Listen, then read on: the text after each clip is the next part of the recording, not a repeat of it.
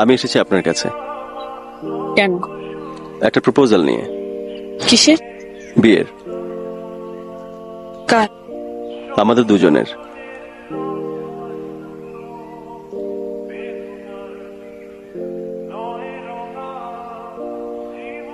আর কিছু?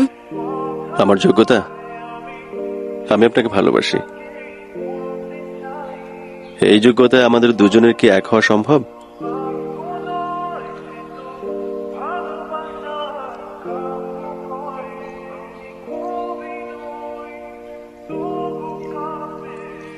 শুনুন,